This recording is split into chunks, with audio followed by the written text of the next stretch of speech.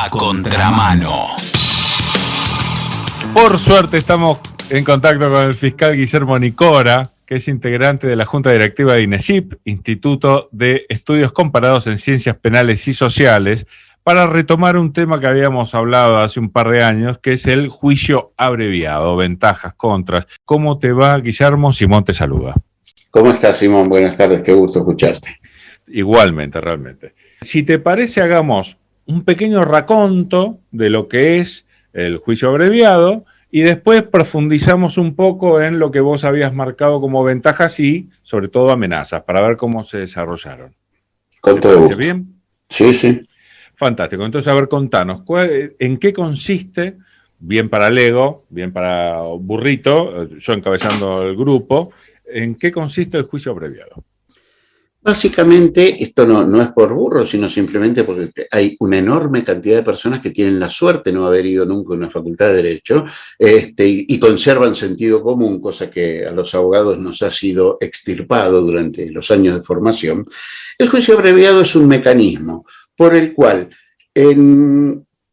se evita llevar la solución del caso a un juicio oral completo, un juicio pleno, como decimos, en el que tienen que declarar todos los testigos y el juez tomar una decisión, el juez o el jurado toma una decisión en base a lo que se dijo y se escuchó en esa sala de audiencias.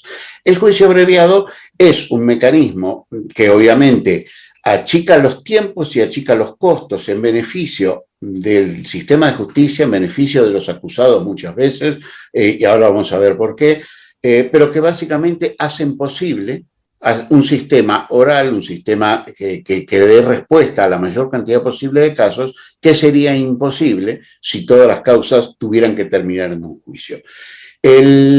Ahora vamos a ver cuál es el límite y cuál es el problema con esto del juicio abreviado, pero básicamente mucha gente lo ha visto en las películas cuando dice se declara inocente o culpable. Este es el modelo norteamericano de hacer las cosas, que no es el nuestro, pero es una buena forma de mostrarlo.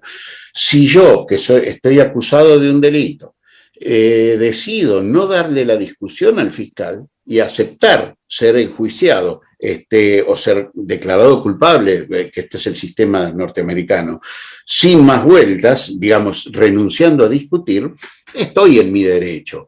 Esto tiene ciertos límites, no debiéramos permitir y no debiéramos naturalizar que todos los casos terminen así, porque tendríamos una gran cantidad de cuestionamientos a la legitimidad de un sistema penal en el cual nunca los ciudadanos pueden ver cómo y por qué se declara culpable y se condena a una persona. El sistema abreviado es un sistema necesario. A mi entender, no es inconstitucional en la medida que sea realmente una opción libre de la persona que está acusada de un delito. ¿Por qué una persona renunciaría a defenderse en un juicio? Puede suceder que sepa que no tiene chances, sepa que cuando venga la víctima y los testigos a declarar va a quedar muy probado el hecho y quiera evitar no solamente el desgaste que significa esto de ser públicamente acusado en un juicio oral, sino además puede suceder que la magnitud del error o del delito que yo cometí sea mucho más visible cuando el juez, el jurado, el que tiene que resolver, escuche a la víctima contar con lujo de detalles lo que yo le hice. Aparte, entonces, corregime, porque básicamente sí, yo aprendí de ti, se puede pactar, justamente en esa situación se puede pactar una cifra, una pena menor que la que surgiría, ¿no? Bueno, ante la ahí va. Esos son otros beneficios que también existen y que también creo que son legítimos, pero no es menor esto de decir, bueno, me van a condenar, ya está, ya perdí, como se dice habitualmente en la jerga, no hagamos todo el drama, por decirlo de alguna manera. Esto, obviamente, hay casos que son lo suficientemente graves para que sí la fiscalía diga, y la víctima digan, no, yo quiero que se tome magnitud de lo que ha pasado acá. quiero que se eche luz pública sobre esto que sucedió. En algunos casos es imprescindible, qué sé yo. A mí no me parecería bien que se hubieran juzgado todos los juicios de lesa humanidad por juicio abreviado, por más que los acusados hubieran reconocido sus culpas y hubiéramos tenido inclusive hasta más condenas y más rápido que con los juicios orales, porque el mecanismo del juicio oral es súper importante para que la sociedad entienda qué es lo que pasó. Entonces, primera cuestión, el acusado puede considerar mejor declararse culpable o aceptar, mejor dicho, un juicio abreviado. Ya vamos a ver que acá no es exactamente declararse culpable, y no exponerse a ventilar públicamente lo sucedido, los detalles sobre todo. Por otro lado, otra ventaja que tiene es que normalmente hay un estímulo a esto, que es: tenemos un límite. El fiscal le dice, bueno, yo estoy dispuesto a limitar mi pretensión en una condena, por ejemplo, un robo simple. En nuestro Código Penal tiene una pena que puede ir de 1 mes a 6 años de prisión. Es un margen muy amplio y yo puedo pactar con el acusado y su defensor: mire, lo voy a acusar por este robo y le voy a pedir 1 año de prisión. La gran ventaja que tiene el juicio abreviado, que está prohibido por ley que el juez le vaya a poner una pena más alta que la que pactaron. El juez le puede parecer vergonzoso lo barato que se la hizo el fiscal, pero el juez no puede cambiar ese tope que le puso el fiscal. Después habrá mecanismos correctivos si realmente el fiscal ha sido corrupto y ha hecho esta oferta muy baja por alguna razón espuria, pero esos mecanismos existen, por supuesto. Pero para el acusado es una garantía. En vez de 1 mes a 6 años, 1 mes a 1 año, no es poca cosa. Esto también es una ventaja del abreviado. También puede suceder que el juicio abreviado signifique que más rápidamente la sentencia quede firme y yo pueda tener ciertas expectativas de avances en lo que se llama el tratamiento penitenciario, que mientras estoy procesado por ahí son más difíciles de conseguir. Por ejemplo, accesos a cursos o a trabajo, o a salidas alternativas o a salidas transitorias, quiero decir, o a alojamiento en centros de régimen abierto, que por ahí para un procesado es mucho más difícil que un juez los otorgue, y un condenado que tiene los requisitos se le otorgan con más facilidad. Estas son todas, por decir así, las situaciones de ventaja que puede tener para el acusado. ¿Cuál es la ventaja para la comunidad, para la sociedad a la que el fiscal está representando y entregando, por decir así, estos acuerdos? Y que tienen una administración de justicia viable, que en vez de hacer 100 juicios por año, 100 condenas por año, pueden tener 500 condenas en un año, o 600 u 800. Hay números que dicen que más del 90% de las condenas en algunas épocas y en algunos regímenes van por vía de juicio abreviado. Es decir, que estaríamos teniendo un sistema penal que produciría 10 veces menos respuestas a los conflictos si no tuviéramos el juicio abreviado. En este sentido es una gran ventaja para la administración de justicia, en definitiva para el interés público. Las víctimas pueden acceder en algunos casos a este tipo de negociaciones que les pueden significar alguna contemplación de su interés, porque a veces la víctima está esperando que su victimario pague su pena en la cárcel, pero otras veces también está pensando que quiere seguir adelante con su vida y de repente un juicio abreviado que signifique una obligaciones de tratamiento, someterse, por ejemplo, estoy pensando en casos leves de violencia de género, donde una de las condiciones que casi nunca dejamos de poner en un juicio abreviado donde hay hijos en común, por ejemplo, es que el acusado recibe, por ejemplo, una pena en suspenso, pero la condición es que acate todos los mandatos de la justicia de familia. O sea, pague las cuotas de alimentos, vaya a cualquier cuestión que tenga sobre el régimen de visitas al juez de familia en vez de ir a hacer problema a la casa de la madre de sus hijos. Este tipo de cosas donde la víctima recibe en definitiva algo mejor que una sentencia para colgar en un cuadrito en la pared, también son una solución positiva para la víctima. Por supuesto, hay víctimas que no van a estar de acuerdo y hay casos en los que yo tampoco estaría de acuerdo en firmar un abreviado. Pero cuando se puede y cuando hay consenso, es una solución mejor, en mi opinión. O sea, para vos en realidad el acuerdo entre víctima y fiscalía es importante. Para mí es muy importante. No hay ninguna manda legal que nos obligue a seguir la opinión de la víctima. De hecho, podemos acordar y celebrar un juicio abreviado y se puede llevar hasta el final y el juez puede sancionarlo, aunque la víctima no esté de acuerdo. Pero, en mi opinión, el fiscal, digamos que paga un costo muy alto si hace esto. Esto puede pasar con alguna víctima que tenga, que sea absolutamente intemperante o que tenga un optimismo desmedido en su caso. Pero lo mejor en estos casos es conversarlo, es tener el mejor diálogo posible, exponer, y si no, la otra alternativa que yo siempre he sostenido, y de hecho hay algún respaldo procesal por lo menos en el Código de la Provincia de Buenos Aires, en muchas otras jurisdicciones de Latinoamérica está mucho más difundido, lo que se llama la conversión de la acción pública en privada. Es decir, el fiscal dice, mire, para mí esto es una tentativa de robo simple y más que eso no vamos a conseguir en juicio, así que me parece que hacer un juicio por robo agravado, consumado, es demasiado pedir, es morder más ancho de lo que nos da la mandíbula.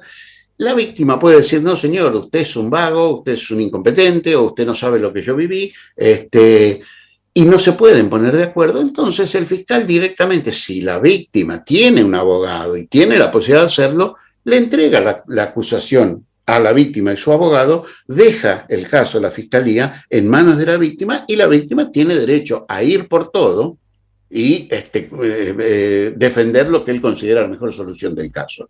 El problema es cuando la víctima no tiene esta opción.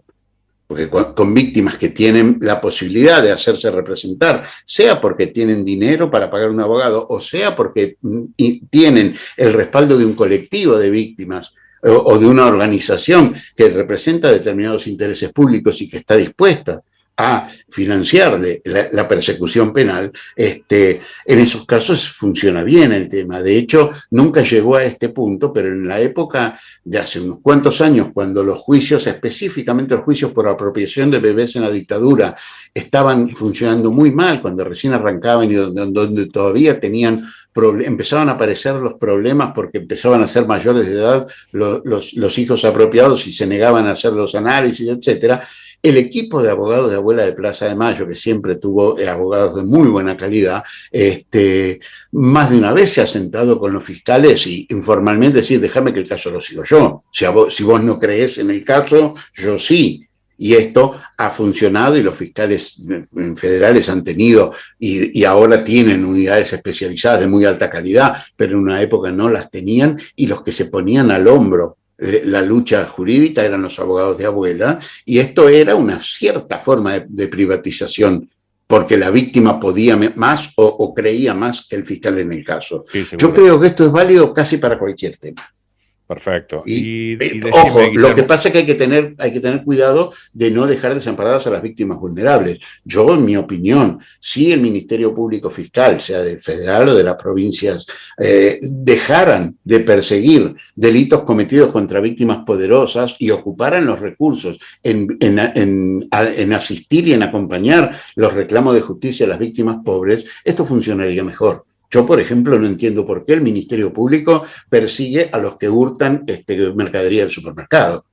Que se ocupen las multinacionales que viven de meternos mercadería por los ojos en las góndolas, que se ocupen de financiar sus propias persecuciones contra los mecheros, y más vale que se ocuparan de los reducidores y no del último eslabón de la cadena. Pero yo no entiendo por qué los fiscales gastamos recursos públicos en defender las fortunas de las multinacionales que tienen supermercados. Por ponerte un caso polémico. Sí, muy buen punto, muy bien elegido. Y decime, Guillermo, ¿cuáles serían las contras, si es que ya pasamos a las desventajas?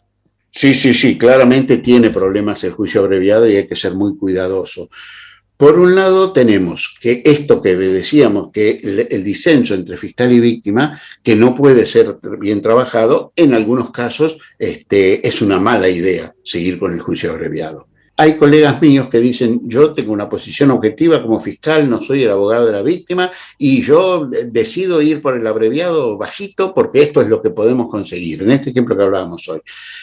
pero a veces yo tengo que sentarme con la víctima, explicarle de la mejor manera posible y en algunos casos tengo que respetar su intención. Mire, doctor, yo prefiero perder el juicio pero ir a juicio, porque quiero quedarme tranquila de que hicimos todo lo posible por, no sé, la memoria de mi hijo. La otra cosa que distorsiona y que perjudica muy seriamente la legitimidad del juicio abreviado es el abuso de la prisión preventiva, que es una realidad en todo el país y en prácticamente toda la región latinoamericana. Tenemos demasiadas personas en prisión esperando su juicio. Técnicamente son personas inocentes que creemos que tienen peligro de fuga o peligro de obstaculizar la investigación y por eso las dejamos presas sin haber deshecho antes el juicio, como manda la Constitución.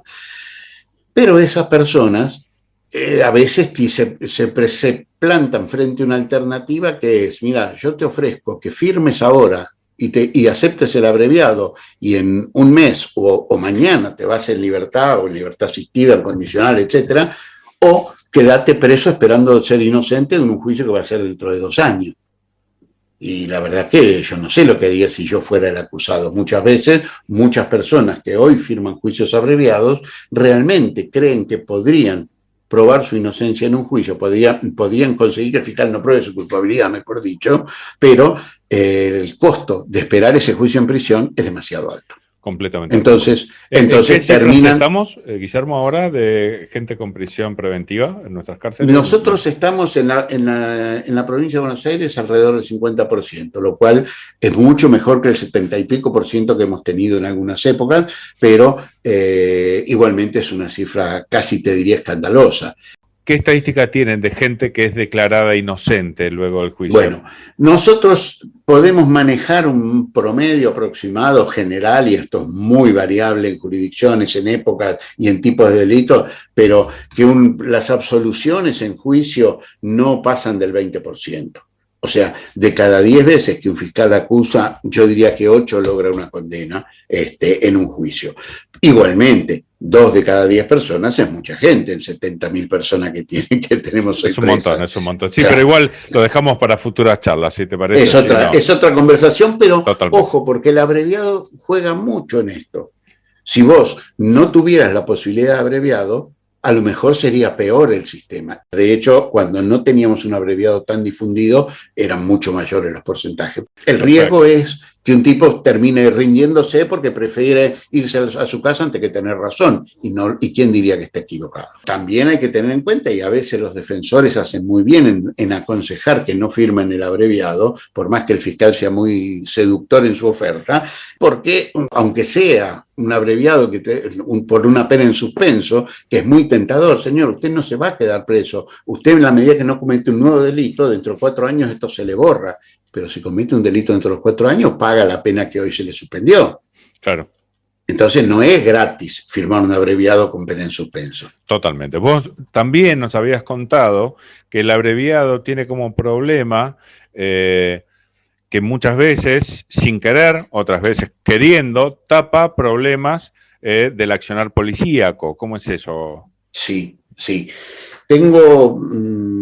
ya llevo 20 y pico de años de fiscal y desgraciadamente las razones para preocuparse por esto no han bajado. Últimamente yo estoy trabajando desde hace unos cuantos años en una fiscalía que se llama de flagrancia, es decir, de casos que empiezan con la persona detenida porque fue prácticamente agarrada, como se dice, infraganti, por eso se llama flagrancia. O sea, se supone que hay pocas posibilidades que esas personas sean inocentes. Las agarraron saliendo de la casa con el televisor al hombro. ¿Cómo no va a ser autora de un robo? Sin embargo, cuando algunas de esas personas que están acusadas de delitos en flagrancia optan por ir a juicio pleno, no aceptan un abreviado, o no pueden, porque a veces un abreviado te significa volver a la cárcel cuando ya te escarcelaron, y terminamos yendo a juicio, demasiadas veces la fiscalía pierde los juicios.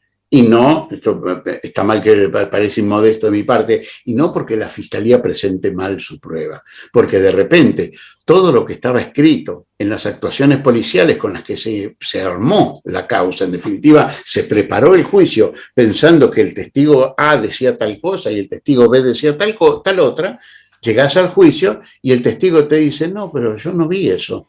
pero señor, ¿usted firmó? Ah, sí, a mí me hicieron firmar, pero yo no leí lo que me escribieron. Yo estaba apurado, estaba trabajando, quería volver a trabajar y me dijeron, bueno, firma acá, o yo te llevo después a firmar a tu trabajo. Y cuando me lo llevó, yo estaba ocupado, le firmé.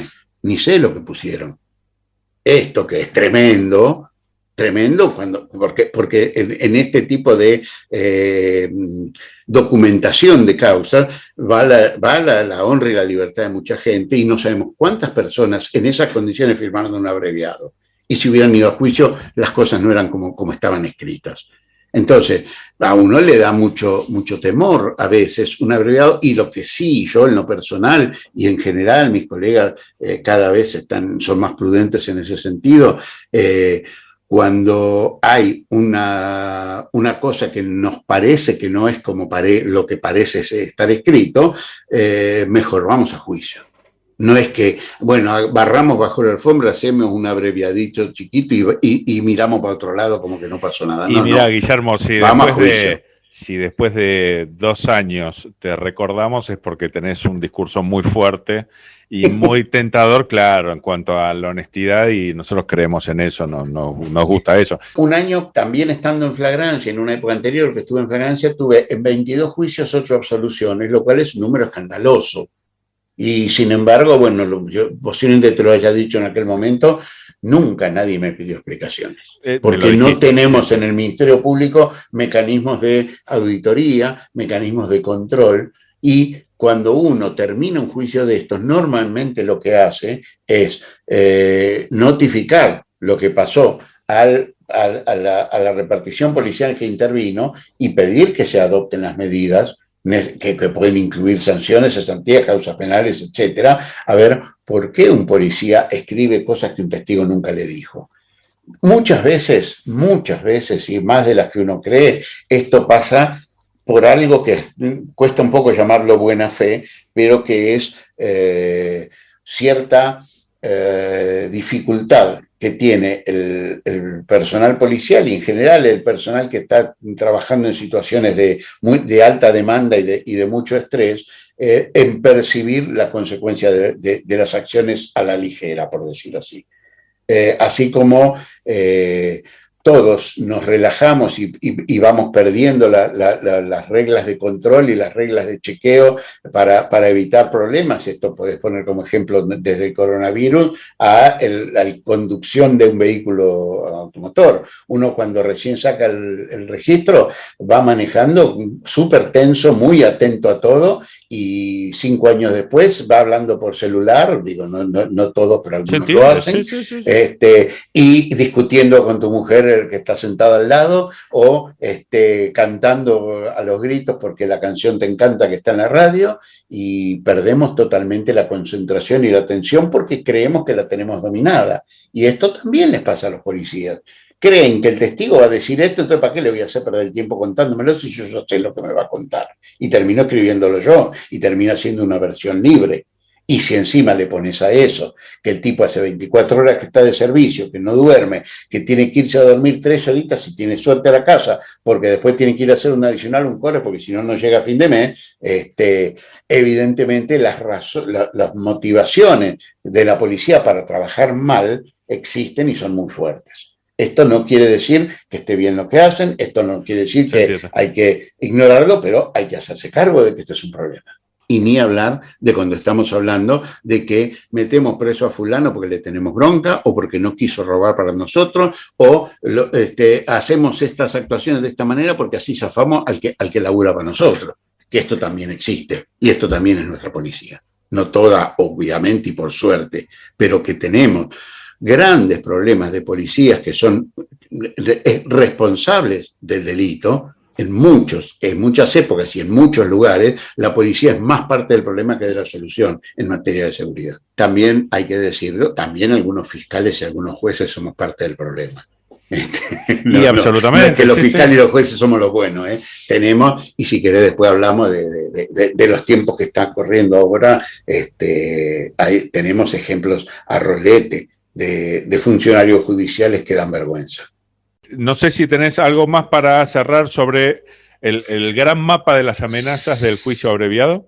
Sí, hay que ponderar que la ley de víctimas que se ha sancionado recientemente en Provincia de Buenos Aires, que es donde yo trabajo, pero que es sucedánea o por lo menos es una consecuencia de la ley nacional en materia de derechos de la víctima, que en realidad debiera tener menos novedades de las que realmente produce, porque si hubiéramos entendido siempre la importancia que tiene la alianza estratégica de los fiscales con las víctimas y que las víctimas son las que explican la persecución penal, porque si un país tiene autoridad para meter a un ciudadano en una jaula, es por alguna razón muy poderosa, no es para disciplinarlos y para que los ciudadanos se porten bien y obedezcan al que manda, como ha sido históricamente el sistema penal. Por lo menos desde la sanción de los principales tratados multilaterales de derechos humanos, caso típico la Convención Americana de Derechos Humanos, artículo 25, la tutela judicial de los derechos de las víctimas, es decir, la protección que los jueces, que el sistema de justicia debe darle a las víctimas que han sufrido una merma en sus derechos, es la razón que justifica el uso de la violencia contra otros ciudadanos que llamamos sistema penal. Esta es una visión muy fuerte que baja, insisto, desde la reforma constitucional del 94, en realidad del 84, cuando la Argentina suscribió esos pactos, pero que recién ahora con esta ley la terminamos de cuajar en procedimientos y formas de actuar donde la víctima sea protagonista. Siempre debió serlo, pero siempre fuimos muy tímidos en esto y hay una gran cultura en toda la sociedad de pensar que el sistema penal está para disciplinar a los indisciplinados, para enderezar a los torcidos y para que la gente sea obediente al que manda. Ahora estamos empezando a entender que básicamente el sistema penal está para proteger a las víctimas.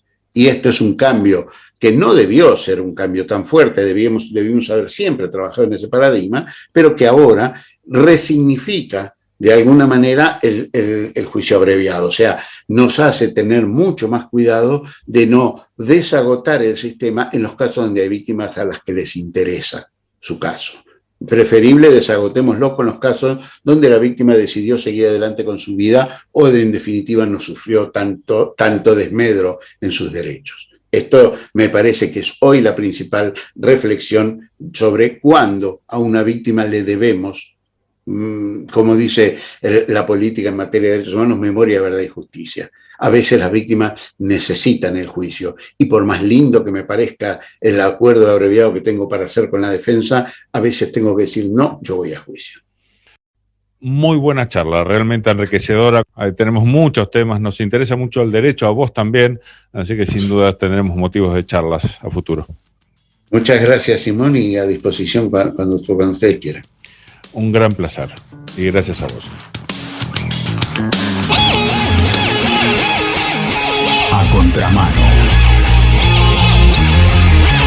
A contramano. La gente sigue desinformada.